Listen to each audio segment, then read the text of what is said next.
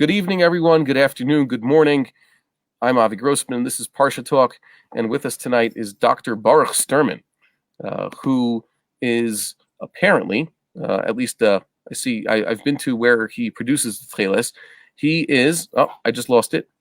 Hold on. Dr. Sterman, I'm so sorry that I can't tell everybody who you are because my notes just fell off the screen. Here. Oh, yeah. He's the CEO and co-founder of Ptil Tekhelet and author of The Rarest Blue, the remarkable story of an ancient color lost to history and rediscovered, and also the winner of the Jewish Journal Book Prize. So that's quite a resume. Or in layman's terms, Dr. Sterman has been very helpful. He's been almost essential for all of us Yidden who have sought to perform the commandment of tzitzit, putting the fringes on the four corners of our garments in the fullest capacity. Most of us are familiar from childhood with tzitzit, the white strings made of wool that hang on our garments and on our talit katan, talit gadol. And the Torah says that you're also supposed to put a little bit of Tekhelet, a Ptil Tekhelet, on the corners. And unfortunately, for much of recent Jewish history, that has been unavailable. So that mitzvah cannot be performed. Like many mitzvot, we lost our chance to do it. But the Tekheles is out there waiting to be rediscovered. And beginning already in the late 19th century, there was a renaissance almost begun by the Rabbi, who was looking for the right animal from which to produce the biblical Tekhelet, the sky blue dye that is used for used to dye the wool. As a matter of fact, it's sort of inaccurate. Tekhelet is not a color. Tekhelet is a substance. It refers to the wool dyed this particular color, just like argaman and tualat shani refer to types of colored wool. And all of those figured prominently in this week's parasha because the first time we encounter Tekhelet, it's always next to argaman, Tekhelet and argaman, and it's a critical component of the vestments of both the high priest and the ordinary priests in the tabernacle and later in the temple. And we need Tekhelet in order for all of us to fulfill the commandment of tzitzit, at least in the fullest capacity, as I said. Technically speaking, if you don't have it, you don't have it. And also, God willing, soon, hopefully tomorrow, when we begin the temple service, once again, the priests will need some Tekhelet, and we will need to produce the garments with this. So it turns out that Rav Herzog was onto something. He also became interested. Rav Herzog was the first chief rabbi, Ashkenazic chief rabbi of Israel, also a Rav in the United Kingdom. I think he was the chief rabbi of Ireland. He extensively researched the matter, and he got on the right trail of a certain sea crustacean. No, not a crustacean. It's a mollusk, if I'm not mistaken. You'll correct me also. You raise your hand and say, sorry, Grossman, you're wrong there. And that led Dr. Sterman and his colleagues to eventually discover what we now know as Tekhelet. So, Dr. Sterman, thank you for joining us. We are very appreciative. Really glad to be here for Parshas Teruma. Yeah. First time it is mentioned in the Torah.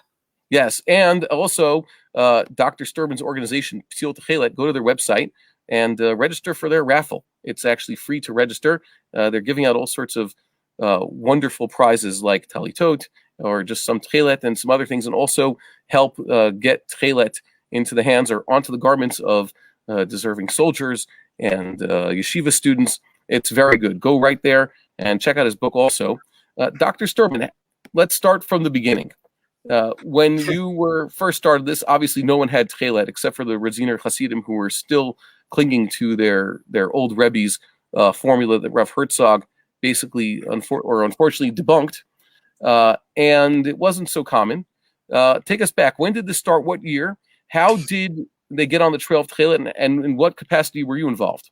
Okay, so there are a couple of different beginnings. My personal beginning is in 1991 when I became aware of this, and I became aware of it quite, I would say by accident. I had a friend, Joel Guberman, and he called up one night. He said, I met a guy, a rabbi, who believes that he found the real Tekhelet and he needs scuba divers to come find the snails.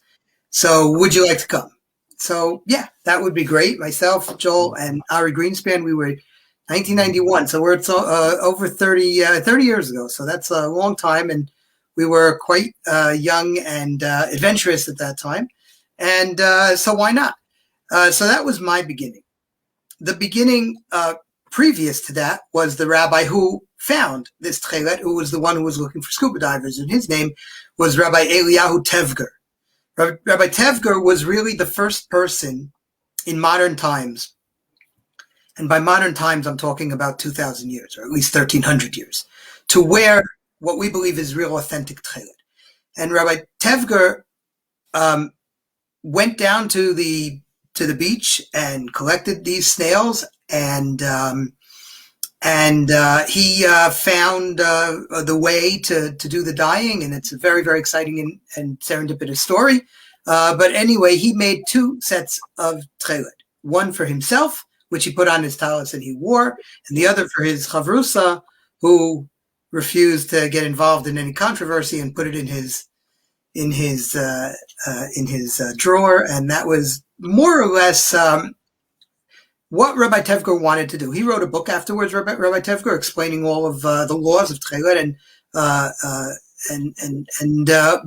but basically that was where it was until we came in and kind of became a lot more enthusiastic about spreading it practically. But that's also not the beginning, because there's another beginning that happened about 2 or 3 years before Rabbi Tevger did this, which was the solution. Oh, hold on. We lost Dr. Sterman, so we're going to have to... We lost you for a second there. Am I back? Yeah, now you're back. Oh, okay. Maybe I can ask you a question about that. Rabbi Tevger, you said, was able to produce Tekhelet. He went and gathered enough snails in which to produce 2 sets, you said. Yeah. And by set, I guess you mean 8 or 4 strings. Let's call it the Ravid string, so it's 4 strings, one on each. Okay. One full string on each. 4 full strings of Tekhelet. And if he had already discovered a whole method, why didn't he start mass producing it then? There are people who have different things that they do in their lives. Rabbi Tevger's felt that his mission was to understand how to make Tekhelet, to do the research and the halachic research involved in it. And at that point, we joined him. And, everybody has their own little tafkid in this story. And that was ours. But as I said before, there was a little bit of a beginning even before that, which is the discovery, the scientific discovery, which allowed Rabbi Tevger to conclusively prove that our snails, let me just show this to you if I can, our little snail here. I'm backwards on a mirror image here. So this is the snail that we're talking about. Now, this snail is not uncommon, but the problems that were associated with identifying the snail, the Murex trunculus is the Latin name for it, the problems that were associated with identifying conclusively that this was what the Talmud calls the chilazon, the source of the real Tekhelet, were insurmountable, I would say, up until 1985. And so then we go back to even further beginnings. And we can talk a little bit about that discovery. But the beginning of modern Tekhelet research can probably be associated, as you mentioned, with Rabbi Herzog, who wrote in 1914 this incredible... Oh, sorry, we lost him again. Maybe I could fill that in. Rabbi Herzog, like I said, first chief rabbi of Israel. But before he was chief rabbi, he wrote his... we lost you for a few seconds. I was mentioning Rabbi Herzog wrote his doctoral dissertation or his thesis. 1914, yeah. Hebrew porphyrology. He invented that word, porphyrology, meaning the study of purple. And Rabbi Herzog wrote an incredible piece of research where he collected not only everything that had to do with Tekhelet from the Jewish side of things, all of the Talmud, Mishnah, Medrash, anything that had to do with that, but he also collected all of the research from the secular standpoint, the archaeological evidence, or where it had been leading and where it had been pointing. The scientific in terms of marine biology and the chemistry. He was in constant contact with chemists and with biologists and zoologists and malacologists and whoever else you could imagine to find out about that. But Rabbi Herzog had an insurmountable problem. I don't know if you can tell what color this is, Rabbi Grossman. Yeah, well, it's not like that blue and black dress. I could see it's purple. You can see it's purple. Okay. If you take our snail and you do the dyeing with it, I'm getting confused here with the mirror image. But if you take our snail and you do the dyeing with it, it's already been known for actually over 200 years that you're going to get a beautiful, gorgeous, lasting dye but this is the color purple. And Rabbi Herzog could not accept the fact that our tradition, which says Tekhelet is sky blue, Tekhelet domer liyam v'yam domer l'rakia, Tekhelet is like the sky. In last week's Parsha, underneath the floor of the heavens is the Even HaSapir, right? Which looks like Etzim HaShamayim LaTohar. It looks exactly like the clear, clear sky, and Even HaSapir looks like Tekhelet. So our tradition believed that Tekhelet was sky blue. And Rabbi Herzog could not get around this problem. He really wanted to believe that the Murex was the true source of the Tekhelet. It gave him purple, and that's where he was, and that's where he left it. At 1914, he was not able to solve that problem. In 1959, he passed away, still unable to solve that problem. And it wasn't until 1985 where he was able, the world was able to solve this problem. And based on that, Rabbi Tevger was able to conclusively say, okay, we've got our little snail. Now we just have to make the dye. He knew how to make it blue, beautiful sky blue. And this is Tekhelet. And this you can see is just a beautiful, beautiful sky blue. And this also comes from our snail, but there's a secret to it. I don't know if your viewers are ready to hear the secret. You'll let me know. It's okay. Sooner rather than later, because, with everything, I'm time constrained by the missus and the kids. Well, the answer really is, it's actually, Baruch Kashemesh, as they say here in Israel. It's obvious as the sun in the sky. And in 1985, the researcher who was doing work on these snails and the dyeing noticed that when he would do his dyeing, and it's a very, very smelly process. So he had the windows open and he would put the dye on the windowsill to keep at least as much of the smell out of the laboratory as he could.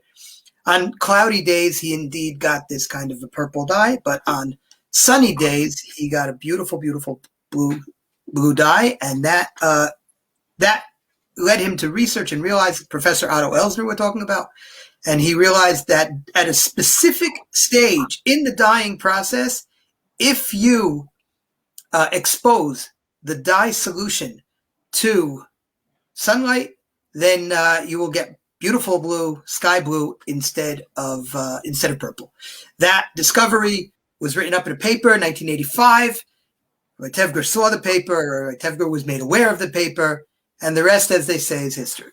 So we became involved in this, and we've been doing all of what we can to produce Tekhelet for Am Yisrael from the first days when we were maybe able to make 5-10 a year to the current time when we can produce many tens of thousands for Am Yisrael. And it's really a wonderful thing to see it proliferating.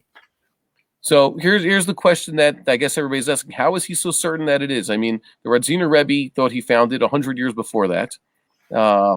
I know that, let's say, the Karaites, although we don't take their opinion into consideration, have been saying for a long time, any blue will do.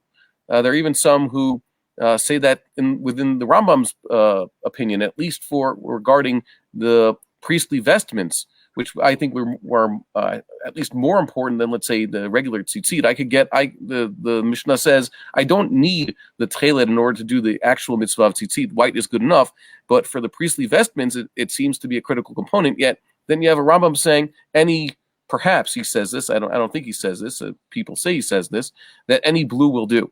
So how do you know it has to be this? And how did he know that this really was it? Just because he was able to get blue out of a sea snail, isn't there other ways to get blue out of other creatures also? Okay, so there are a lot of questions there. Yeah. I'll start with the last one. There aren't a lot of ways to get blue. When we named our book The Rarest Blue, that's because blue is extremely, extremely rare, not just on our planet, but in the universe. It's very, very difficult from a physics standpoint to make blue. In fact, the only dye naturally occurring that is produced by any life form that we know of that is blue, there's only one molecule, and that is indigo. And there's indigo is the main component of our Tekhelet, and indigo is the main component of the fraudulent Tekhelet, which was known even in the times of the Talmud, known as Kala Ilan. So and now let's get back to the first questions. How do we know, or how do we believe, why do we believe that this is true? So you have a convergence of many, many different things.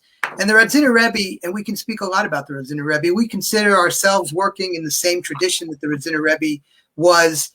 However, we're coming about this from a different position. We're coming about this using a lot more logic and science, if you will, and not trying to guess what might be the source of the Tekhelet only from the Talmudic sources. The Talmudic sources are extremely vague. Chilazon gufo domeh liyam. Its body is like the sea. What does that mean? What's its body? Does it mean its shell? Does it mean the body of the actual mollusk? What does like mean? Okay, so is green like blue? Is yellow like blue? So like is a problem. Sea. What color exactly is the sea? Are we talking about the sea? It's blue, it's green. The sea bed, that looks completely different. The water itself is clear. So everything about the one thing that the Talmud tells us about how we can find the chilazon is ambiguous. And maybe that's, maybe there's a point to what the Talmud is saying, and maybe it's not trying to give us an actual physical determination that we can go out then and find the sea creature, but it's trying to tell us other things, and there are many suggestions for what it's trying to tell us. But we have come about it from a completely different point. And there's a convergence of a number of things. Number one, we know that the chilazon, this animal source, we know that it lived in the Mediterranean. The Talmud tells us, Mi Sulamot Tzor V'Yad Haifa, along the northern coast of Israel. The Torah itself tells us that Tekhelet was found in Yechezkel. It tells us that Tekhelet was found in Elisha, which was Cyprus. It tells us that Tekhelet was being manufactured, and the expertise for Tekhelet was in Tzor, which is the Phoenician coast just north of Israel. Okay, so we know already that this exists in the Mediterranean. Well, so you can ask the question, what creatures exist in the Mediterranean that can give you a blue dye? And the answer is just our murex snails. There is nothing else, at least that we know about, or that anybody in the world or any scientist knows about. So that's one method of looking at it. The other is archaeological proof. And what we knew in 1991 was the tip of the iceberg for what we know now in 2021. There's been a number of discoveries. The early discoveries that Rabbi Herzog knew about were mounds of crushed murex snails. So he knew that this was used in the ancient time in a number of places for dyes, for making and manufacturing dyes. Now we know that there are at least 60 different places around the Mediterranean where you can find the remains of archaeological remains of dye houses that use these snails. So we know pretty much categorically that these snails were used. That's another piece of the puzzle. We know that this was something that was used in the ancient world and in the places where the Torah and the Talmud tell us that you could find the chilazon. Number three, archaeological evidence that we have unearthed over the last 10 years or more. Fabrics that were dyed with murex snails, some of them purple, and we can talk about that in a little bit, and some of them blue, actually dyed blue fabrics, 2,000 years old, found here in Eretz Yisrael, in Israel, in caves that Bar Kokhba's men were in, on the top of Masada, which where the Jewish zealots were, where Herod would have worn beautiful, beautiful royal clothes. And they are categorically, without any doubt, dyed with our little murex snails. And even linguistically, we know a little bit more about the ancient Semitic languages and even the modern Semitic languages. Chilazon, chilzuna.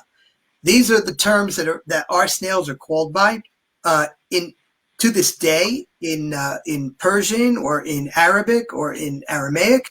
And so if you wanted to know what the chilazon was, you can also look towards those evidence. And last but not least, we're pretty sure from the way that the Torah and the Talmud speak about this, that these were not just clothes that beautiful fabrics that were precious to the Jews, but rather they were something that the entire ancient world considered beautiful and luxurious and fit for a king.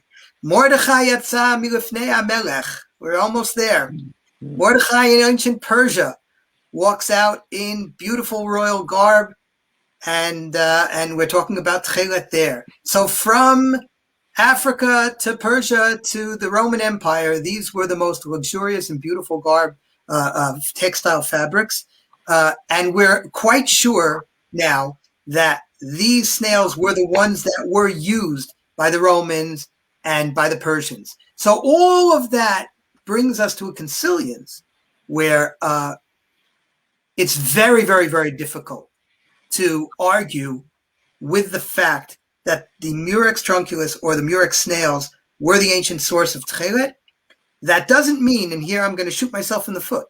Okay, please. It doesn't mean that from a halachic standpoint, you have to wear Tekhelet. That's a completely different question. But is this authentic Tekhelet that Rabbi Akiva would have been wearing and Rabbi Yehuda Hanassi, or Rabbi Yehuda himself, who used to make Tekhelet for his wife? That's a beautiful story. He used to tie Tekhelet for his wife. So was this the Tekhelet that they wore? I think that you can be quite sure that it was. It came from this snail, and it was probably something along the lines of this color. So the Tekhelet, and I guess, correct me if I'm wrong, but it seems that the royal purple, the argaman and Tekhelet, are basically two variants of one substance. Just depends on the sunlight if you make it or not. And we know that the Gentiles were also quite fond of at least the royal purple and the Tekhelet. How is it that Tekhelet was lost to history for so long? Something that was so popular among Jew and Gentile alike. Many things the Jews have preserved, their traditions, their biblical text. Jews are very fond of mitzvot and traditions, and something that we ourselves lost and the Gentiles also lost. How could it go lost if it was something that was so popular? So no one can be sure of that, but we have our ideas. Rabbi Herzog was really someone who was the first to try to tackle this question. Yeah. When the Roman Empire fell in the 6th, 7th, 8th century, depending on how you look at it, it didn't happen all at once.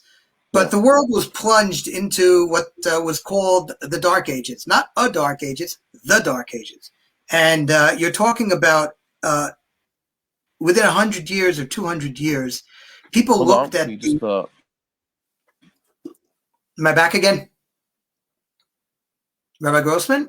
I'm not sure if you hear me or if you dropped off or if I dropped. That's both of us. I guess that's... Okay, are we back? Are we both back? That was both of us.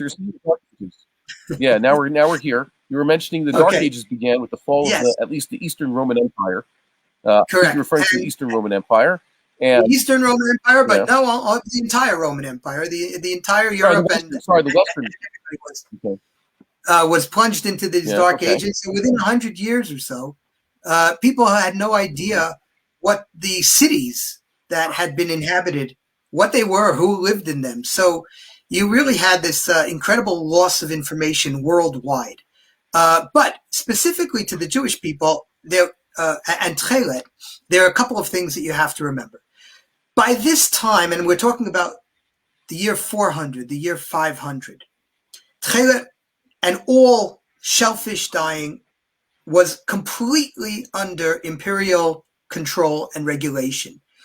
Justinius in the 5th century writes in his laws, no one is allowed to keep the purple or blue dyed fabrics in their house, and anybody who does, this is a crime tantamount to treason, which is punishable by death. So the Jews, I would say, wearing Tekhelet already in the later times of the Talmudic period was something that was very, very rare. It was dangerous. It was very, very expensive. And it was difficult to get, because where are you going to get Tekhelet? Because anybody who's dealing with it is afraid for their life. And we even have stories in the Talmud and the Gemara about people who were trying to smuggle Tekhelet out of Eretz Israel, where it was dyed, because the snails need the Mediterranean. You don't have it in Bavel, in that area. You can't get Tekhelet. You can't produce Tekhelet. And as the Jews were smuggling, the people were smuggling out the Tekhelet from Eretz Israel to Bavel, they were caught by a giant eagle. That's clearly a metaphor to get around the censor for the Imperial Roman army. they must have, gotten caught by Roman tax collectors. Like if anybody's ever come into Israel and you try to go through the green line when you have stuff that you're supposed to go through the red line. Well, in those days, the Romans were not as forgiving as the people here in Ben Gurion Airport, and somehow or another, these smugglers, if you will, were able to escape b'nes nitzlu, says the Talmud. But with a miracle, they got out there with their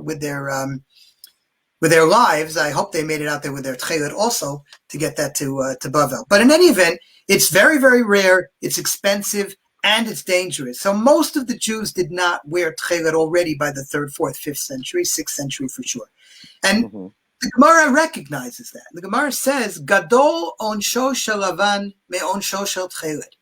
If you're not going to wear Tekhelet, I can understand that, says God. I'm not going to punish you too much. Maybe there'll be a little punishment. But if you can't wear white, how hard is it to wear white? So at least put on regular white tzitzis. So the Gemara already realizes and recognizes that not everybody is wearing Tekhelet. But if it's under imperial control and the empire is falling, crumbling from within and being attacked from without, especially by the Arabs, and that's where Rabbi Herzog puts the demarcation line and when Tekhelet was lost. Probably in the 7th century, in the year 630, 640, the Arab conquest of this area of the Levant and especially of Eretz Yisrael, the dye houses would have been prime targets for the Arab conquerors, not only because they were producing a lot of money, which was funding the Roman war effort, but also they were the symbol of Rome. You were born into the purple if you were going to be an emperor, literally, in a room that was completely covered with fabrics from our little snails, purple and blue. And there was a mad lust for purple, says Pliny the Elder. Really, the Romans were very, very much associated with this. And so when it was lost, as they say, when in Rome. Yeah. And if we're in the Roman Empire and Tekhelet is lost, we do as the Romans, and we lost Tekhelet as well. Now you're producing Tekhelet. I wanted to ask about Rabbi Rabinovич's connection to this, but first, is there anybody else besides you or your organization who is producing Tekhelet? Are there rivals or anybody else out there who says that perhaps that they have a better recipe or a different opinion about what exactly the true Tekhelet is besides for the Radziners? Is there anybody making something similar to what you're making? Okay, again, 2 questions. Are there people that are doing something other than Radzin Tekhelet and other than Mirex Tekhelet? The answer is not that I know of. Every once in a while you hear somebody who says, I think that there may be some other animal or some other creature that could be used. One point there were people who believed that maybe the Janthina, which was peripherally suggested by Rabbi Herzog at one point, but Rabbi Herzog was never able to die with the Janthina, and no one else has ever been able to. So it's really a kind of a non-starter.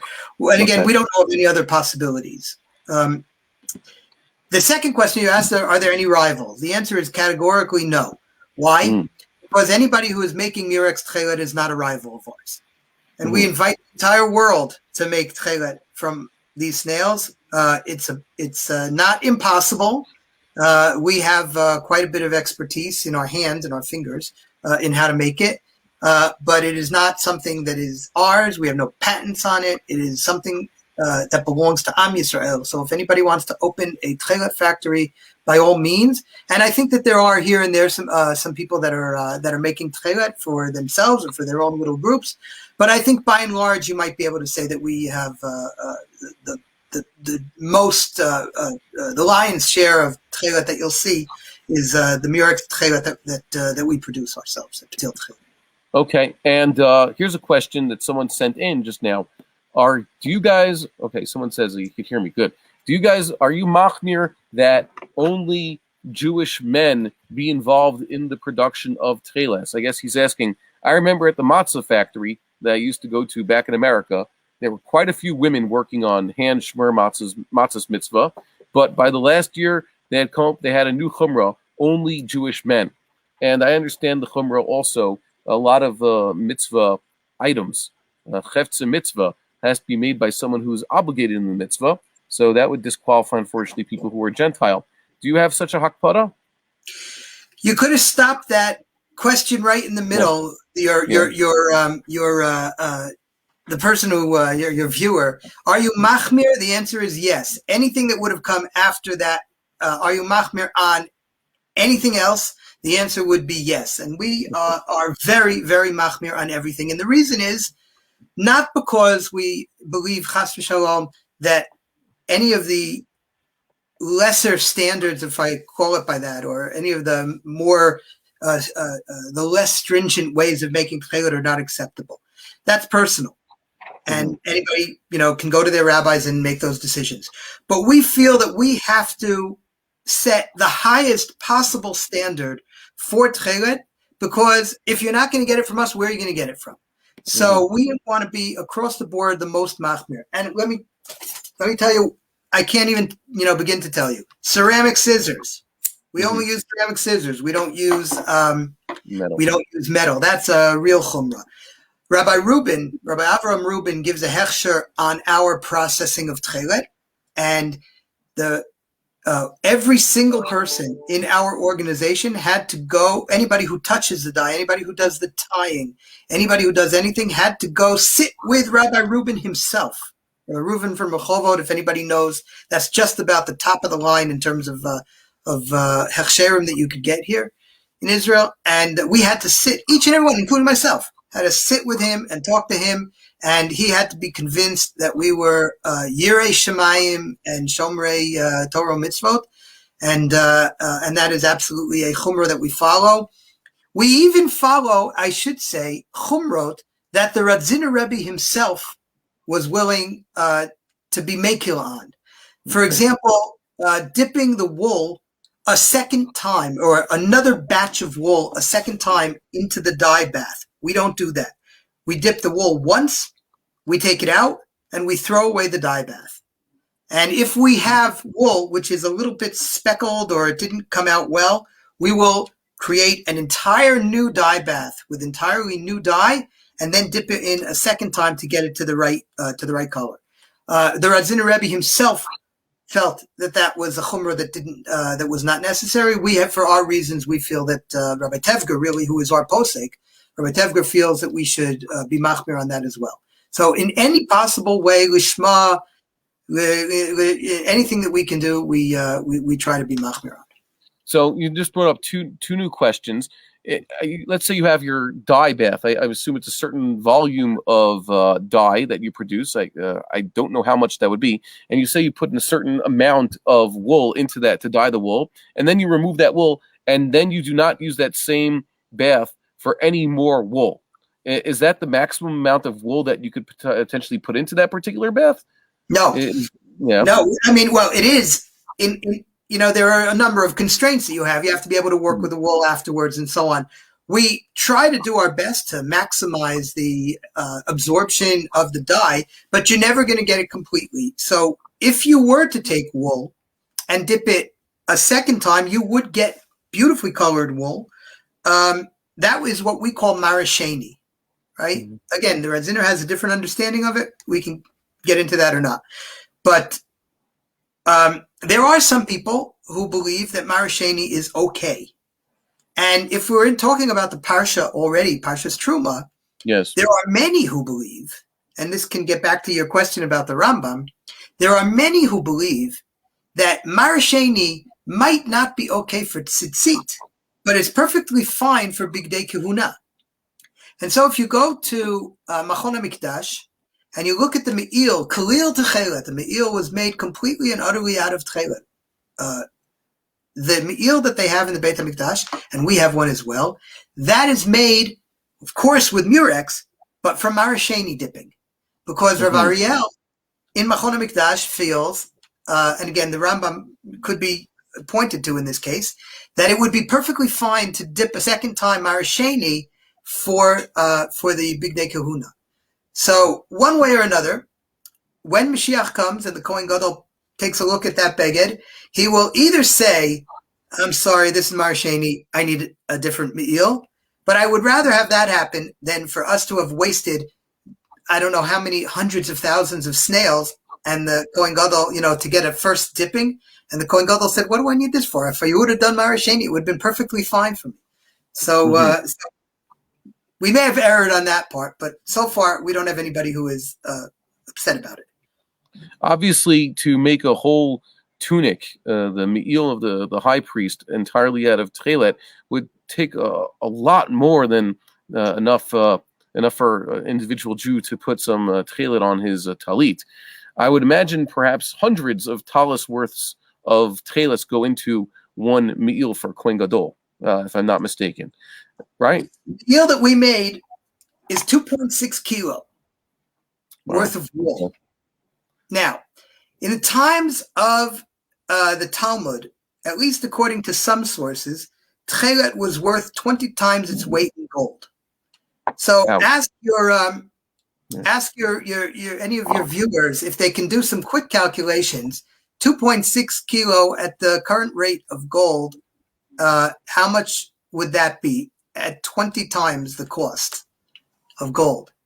Well, I have it right here. It's saying that gold is U.S. dollars is. Hold on, no, it's not telling me. I don't understand what this means even.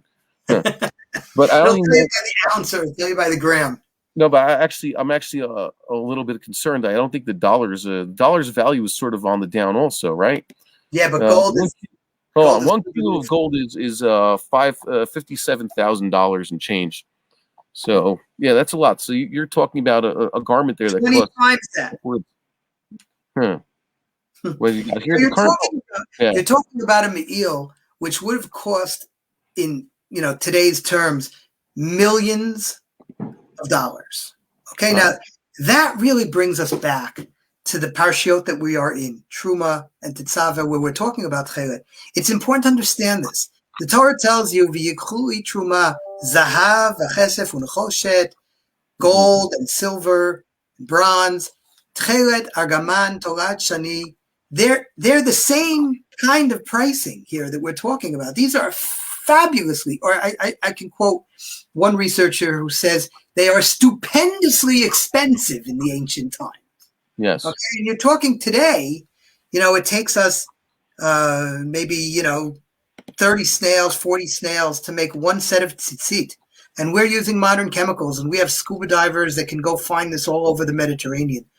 The amount of work that would have gone into making Tekhelet and argaman, and the costs that could have been associated with this are staggering.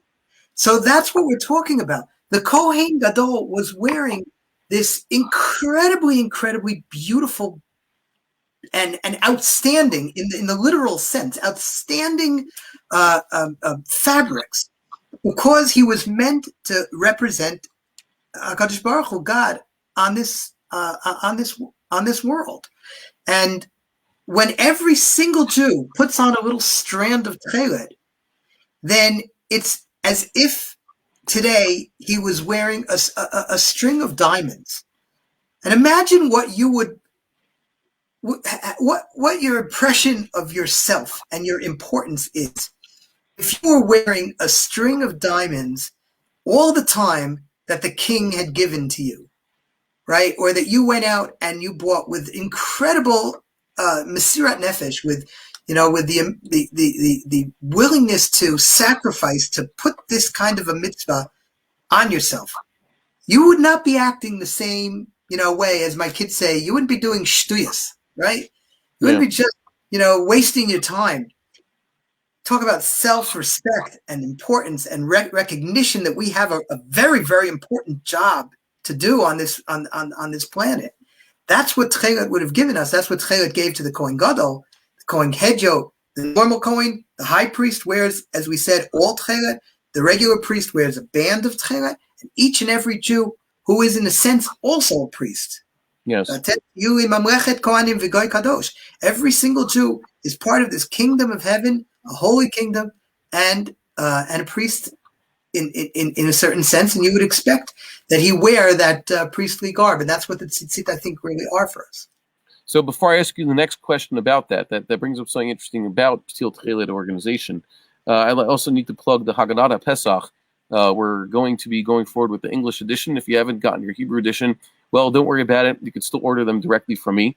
the essential thesis of Haggadah Pesach is that the commandments that are specific to the first night of Passover can all be traced to the theme that in the Jewish home in which they consume the Passover sacrifice, it becomes like a sanctuary itself, and all the attendees, those who are also eating the Korban Pesach, become like the priests. That's why we see all sorts of unique commandments and halachot to the first night of Passover.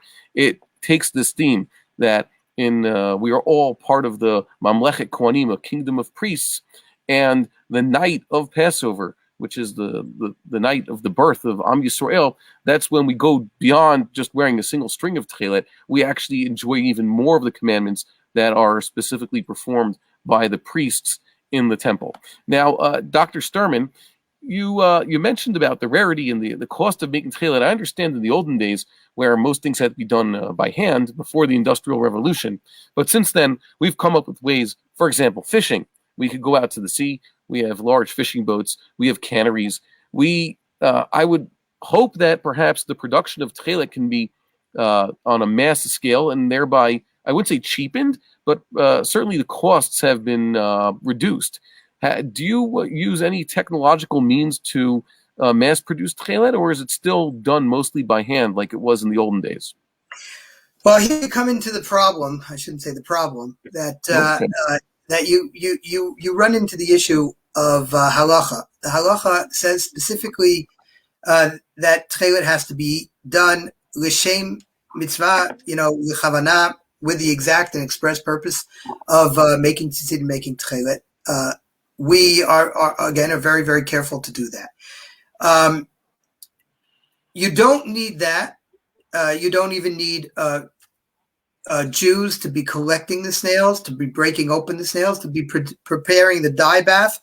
You don't need any.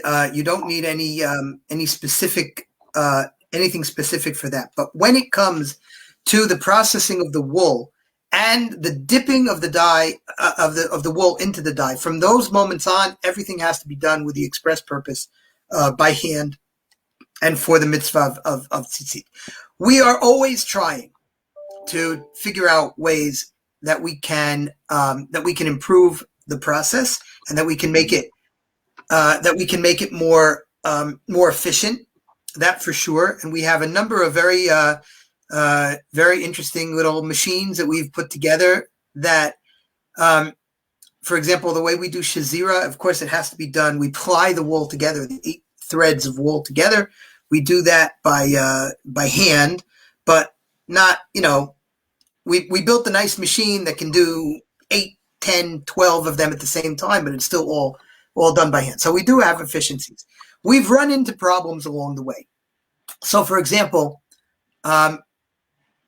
if you were dipping and dyeing indigo, the best way to do it in the world is to dip, take it out, dip, take it out, dip, take it out. We can't do that again. Remember, the halacha told us that those could be problems of marasheni.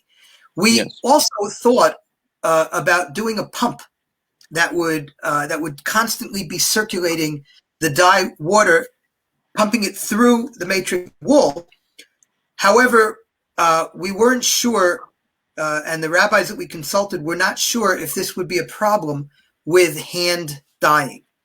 So at that point, we thought, well, maybe we could have a pump that had a little bit of a, it would be an electric pump, but it would start off with something that we would actually do by hand. So we had this hand pump that turned into an electric pump.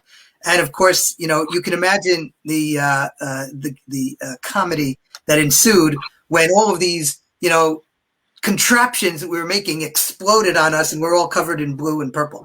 So, but we're always trying to see if we can somehow or another find the right combination between the correct technology, the right efficiencies, good machinery, but at the same time keeping as best as we can, more than as best as we can. We have to keep to the exact letter of the halacha in the most stringent way, as I spoke about before.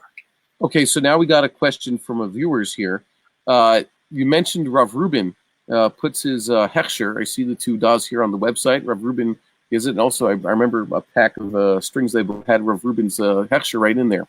Here in Israel, hechshers is complicated, almost a political issue, because you have the Rabbanu normally gives a hechsher kashrus of food and food-related services and items. And then there are the B'datzes and the other kashrut organizations, and you have their equivalents out there in Chutz La'aretz. But Tekhelet, as far as I could tell, isn't really governed by the usual kashrus organizations. They don't really touch the Rabbanut, and certainly the B'datz don't go near there. How is it Rav Reuben became the mashgiach for Tcheles? Like, where did he come in? And if Rav Reuben himself is not aware of Tcheles, I don't know if he is. I'm asking if he's not, why wouldn't, let's say, one of the more prominent proponents, rabbinical proponents, of which there are, thank God, many and growing, and I assume there are many more who are closeted and just don't say they're wearing Tcheles, but they are. For example, even Rav Mazuz or Rabbi Rabinovich in his time, Rav Schechter in New York, and Rav Belsky, who later became even more of an enthusiast, Rav Zalman, Nechebia Goldberg, I think the list can go on. You probably know more of them than I do. Why don't they give the hechsher? Okay, so I always like to joke that we're the only place in the world where we have snails that have a hechsher. Yes. And, but the truth is, what Rav Reuben gives us a hechsher on, I'll be completely open and honest. Rav Reuben is not giving us a hechsher on our tchelet that it is kosher tchelet. He is not. What he does say is that if you believe that this murex is the source of the correct source for the tchelet, then he guarantees that the tchelet that we use comes from this snail, and that all of the people involved from beginning to end are Yirei Shamayim, are God-fearing and kosher Jews. Rav Reuben is a very unique person. His hechsher, and it's not by accident or coincidental that his hechsher is considered one of the best.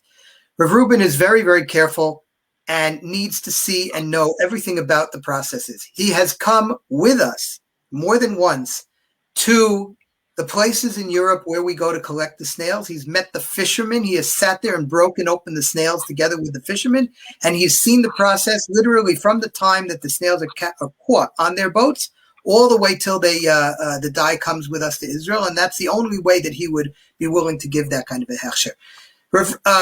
Listen, when you speak about some of the other Gedolim who give a hechsher, who might be able to give a hechsher, that's the best hechsher that you could ever get from someone like Rav Schechter, Rav Mazuz, or Rav Rabinovich, or Rav Lior, and as you say, the list goes on and on and on. Rav Zalman Nechemia, all those tremendous Talmidei Chachamim. The best hechsher that you could get is by looking at their talis. If they're wearing our tchelet, then they obviously believe that it's kosher. Sometimes you want to get a hechsher that will speak to the more extreme side, right? Everybody will accept Rav Reuben. Some of those other people, although they are tremendous, great Gedolim and Talmidei Chachamim, there might be some people, let's call it to the right of them, who might not accept their hechsher. So even almost as a marketing position, you want to take the most far Haredi, if you will, hechsher that you can get. Mm-hmm. And we're very proud that we have Rav Reuben's hechsher. So you're out in the Efrat. I see Rav Riskin is a Tcheles wearer. Also, I don't have a picture of his talis, but I think very early wearer of Tchelet. Yeah. So he was early on there.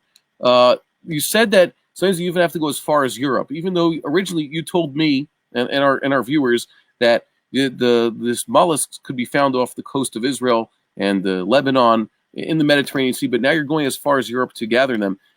Why go all the way as far as Europe? Are there too few of them around here? And I guess that means that you haven't been able to catch quite a few and even try to breed them en masse here in Israel. Okay, so here in Israel, they live in the Mediterranean. They live all over the Mediterranean. You can find them again. Almost, you'd be surprised how many cities around the Mediterranean started their lives as Phoenician outposts. Mm-hmm. Phoenician outposts mainly to catch the snails. So the dozens and dozens and dozens of cities around the Mediterranean were started not by accident to catch these snails. So they do exist all over the place, and of course they do exist here in Israel in Chof Dor, which is just a little bit south of Haifa. You can find a dye installation in Haifa in the excavations at Sarepta. You can also find ancient dye installations, and you can find the murex snails. And if you go swimming in the Mediterranean with you can also find them. But we're not talking about finding one snail or 5 snails or even 500 snails. We're talking about many, many, many tens or hundreds of thousands of snails that you need in order to fill the needs of Am Yisrael today. And for that, you need to have a fleet of fishermen. You need to know how to collect these snails. And for good or for bad, they don't collect them here in Israel. First of all, they're protected under the Nature Authority. They're not in any way endangered, but they are protected. So go fight City Hall if you want to get some kind of a license to catch them. But more important than that, nobody eats snails here in Israel. But in Europe, you'll find these snails in the marketplace, and they're collected there. The fishermen know how to find them, and so just from an economic standpoint, it's much, much easier to set up shop over there, find the snails, bring in the thousands of snails that we need, and break them open one by one to take out the gland and what we need. It's much, much more economic. With respect to breeding, we are working with colleagues around the globe who are trying to breed murex snails for different purposes. One of them is a group in the University of Mexico. Another is a group, it's actually from the government. They are looking to breed murex snails. Neither of those groups have succeeded in going through the entire life cycle of a snail in captivity. It's not as easy as you think. You know, you have an aquarium, you get a bunch of snails in there, and you think, oh my God, I wish I could get rid of them. But murex snails are a little bit trickier. They're saltwater snails, and no one yet really has come up. Here and there, we know people who have snails, and they've given birth in their little aquariums. But to do this en masse and to really have the research necessary, no one has cracked that snail shell yet. So we're working on it. We're working with our colleagues. It's not economically viable. And as you said before, we're always keeping our eye on trying to bring the price down. So at this point, it's much easier to work with snails that we can just fish out of the ocean. Okay, so now we're having time for one last question. I had a list here. Obviously, you knew that I would want to ask you about a number of things, including the Timna discovery. That was just a few months ago, or a few weeks ago. It was in the news. But I want to ask something that's more practical that was just sent in and saying that I realized, oh, yeah, I should have asked that right at the beginning. So originally, Rav Herzog was able to get royal purple. And then Dr. Elsner found you add the sunlight and it turns blue. And considering that you're dealing with two molecules that are very similar to each other and it's in the solution and it's about the sunlight, I would imagine that there's actually a whole spectrum of colors in between what you showed me before, the very sky blue, beautiful blue, and this royal purple. There's not exactly one black line between the two, and there's probably a spectrum of colors you could get there. When do you say that a sample, let's say it wasn't sunny enough, although you mentioned to me beforehand that you try to go and produce this where you will have sunlight pretty much most of the year without fail. Let's say someone does not dye it so perfectly, and now it is a tad to the shade shad, a tad of the shade of purple. How do you know once it's no longer Tekhelet and purple? You do a chemical test on it, or you say that, oh, it's good enough for have a child look at it, just like 2 hours before we went online. We had a Megillah here where a lamed had its head detached, so now it looks like a cuff. And the usual test is ask a child who can read. Is that a lamed or a cuff over there? So where do you draw the line? Well, look, the truth is there's only one halachic statement that's a clearly halachic statement in all of the Talmud regarding Tekhelet. It's a Sifta in Menachot. Tekhelet min achilazon kasher. Tekhelet has to come from achilazon. Hevi shalom min achilazon pasul. It's the same statement in the positive and the negative. It's got to come from achilazon, and it can only come from achilazon. And if it doesn't come from achilazon, it's not acceptable. The color, the exact color, is never mentioned in the Talmud, and the Talmud knows how to deal with colors when it wants to. Which leads me to believe, and I think a lot of people believe this, that it was difficult to make Tekhelet. You got it. It came from the snail. You were very, very happy with whatever you got. If it was a little bit lighter or a little bit darker or a little bit more purple, a little bit less purple. It would all be great, and it would all be kosher, and you would be very, very happy to wear it to shul. Okay. But nonetheless, we do have a kind of perception, and here I think it's quite subjective, and it's the way, again, when we have these kinds of questions, we ask Rabbi Eliyahu Tevger.